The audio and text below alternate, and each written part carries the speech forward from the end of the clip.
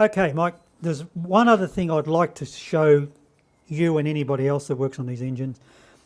A little trick that I've learned ages ago. When I say trick, it can save you lots of hours of grief or engine failures, in particular in the valve area. On all these engines, up to about 1100 California, the rocker bridges are only held in place very loosely by the head studs. So you've got a 10mm head stud. I had one here a minute ago. You put the head in, it's sitting in there, but it can wobble around all over the place. So that means this can go quite a bit backwards and forwards. What happens when you do a valve grind on these engines, the valve seats get pocketed, so everything moves back in, so it moves everything further in but out. But where the rocker shafts sit, nothing can move. And the contact point of where the rocker arm hits the valve stem is critical. And if it's wrong, you'll finish up with a whole lot of loading on one edge of the valve or the other. Instead of starting a little towards the top edge, so these take the loading initially towards the top half of it. As it goes down through the arc, it pushes to the outside and then comes back in. If that's out of specification, or these have got too big of flats on them, what will happen when it first opens, it takes the full load on the side of the valve over a very narrow, and you'll find that the actual valve stem all starts to pit and break up on you. And it will happen very quickly. So, because I've seen it happen in the past, I've developed my own little checks for doing this. One thing I saw years and years ago at the factory was these bridges, when they were putting them on, I was watching a couple of the guys, and they had a little tool that they actually physically used to align the rocker bridges. So they would put them on, and they had this little tool that would just sit down over the stud and align it. Since then, I've over the years made lots of my own tools, and I've actually made up this little tool here that will fit over a stud, and it's only for doing this check. So it's a nice, neat fit over these 10mm stud. It just fits on over there, so that I can put it over the stud, and I can actually get the rocker bridge to sit perfectly in alignment over the studs. But instead of doing that, I've made up these little guide bushes that will fit into here. I'll get the other one out in a minute, if it will come out. If not, we can leave it in there. No, it should come with a bit of luck. Since I've just pushed it in. These little guide bushes, they're just neat fit into here. You only need two, so we put one in that side, and diagonally, doesn't know which ones you go in it, as far as I'm concerned, as long as it fits in and aligns. If I put it the correct way around. And we want to check the alignment of the rocker arms to the valves in case we've got a problem after our valve grind. So this is nice, neat fit.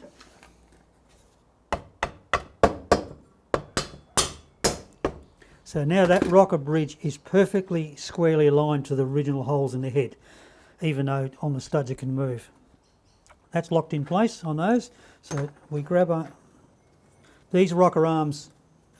I said to Mike, please get these radius ground on the end, so they do finish up with little flats in the end, so it's been sent off in radius ground. So this one fits in on this side. No springs needed, we just need the rocker shims, rocker posts in, and the rocker arms. And you'll see I've got nice light valve springs here because we need to be able to push these open to see watch the rocker arm works through its radius. So this one goes in over here.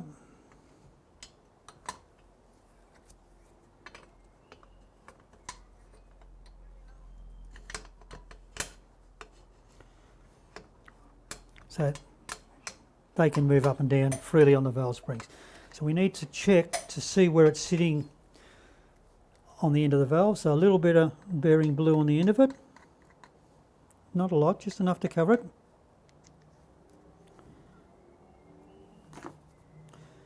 Bring it down, then move the rocker arm backwards and forwards so we can get an idea of where the starting point is on the radius. And when you lift it up and look at it, you can see that there is a line being drawn across on the end of the valve just over the centre line towards the centre of the engine. That's how these work. As the rocker arm moves up and down, so we'll push this down now, we'll push it all the way through the lift, and side on, you guys probably can't see this, but this rocker arm is resting on the valve. It starts to push to the outside edge of the valve and then comes back into the centre again. So we need to see where it's wiping through, because we don't want any load on the edge of the valve. So we'll do this a couple of times, leave a mark, fold it back, and have a look on here.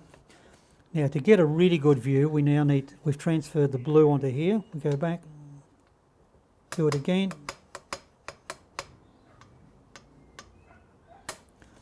And we can see a blue, and you can see where the load is on here. I don't know if you can see that, Mike, or not. Yeah, we can see it. Can you see it okay? You'll see it started just over on the top edge of the valve, worked its way through the centre. That's an ideal situation. You do find them, some are sitting a little bit higher, some will work a little bit lower, so long as it's not going over the edge. That's what causes the valve end of the valve stem failures. So you should check that after a valve grind just to see where it is. If it's wrong, then you've got to figure out how's the best way to fix the problem. In most cases, it's probably because the valve is now too far in, and you'll need to shorten the end of the valve stem. So you might have to take 1/2 mil off a valve stem, regrind the radius on the end and check it again, okay, to get it right, because otherwise all the load will be taken on, and if it's taking the load on one edge of the valve stem, inside or outside, it means it's going to want to cock the valve like that in the guide and create excessive wear in the guide. So the closer we can keep it in the centre, the better it is, because we don't have things like roll-out tip rockers. Obviously, some of you guys have probably seen late model Guzzi engines, and other manufacturers, they all use what we call the crow's foot type adjusters, where there's a flat foot that sits on there and it's got a ball on it, so as it pushes down, it actually stays dead stationary on the valve stem, but the ball rotates inside a little socket. That's the ideal situation. So everybody knows about it. It just takes time for some manufacturers to get around to fixing what a design problem is, or I don't know whether you call it a problem, but just a characteristic of engine. But please be aware of that. You can have a lot of dramas without that. Check it, dead easy. If you do find it out and you can't correct it very well, so in other words, you find the rocker bridge is for some reason appears to be too far left or backwards or forwards to the exhaust or the inlet side. What I've got, we take this off, if I can get it back off. I've got this little tool I've made up here, and I normally will drop a head stud down into this. So I'll just show you. So we'll take if we took the guide bushes, if I can get it off easy, it's a bit of a tight fit. It's not definitely not going to come off easy. That's it. So the head stud goes in here and sits in there, but the rocker bridges will move backwards and forwards. So I will move the rocker bridge backwards or forwards and check to see which is the closest I can get to a perfect wiping action. So then when this goes back on the engine, I already know that I have to move the rocker bridge either forward or back.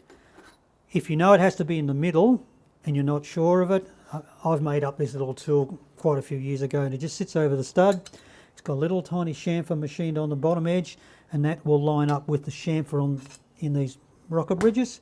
So just put it over the stud, press on there, hold it there, do the one on this side so it's diagonally square, put the nuts on and nip them up. That way you know it's perfectly aligned. Check it. If you're not sure about it, you can see how much they move. That's the only other warning I can give everybody. Well, I hope you enjoyed and got something out of that presentation by Bill, and I'll see you next time.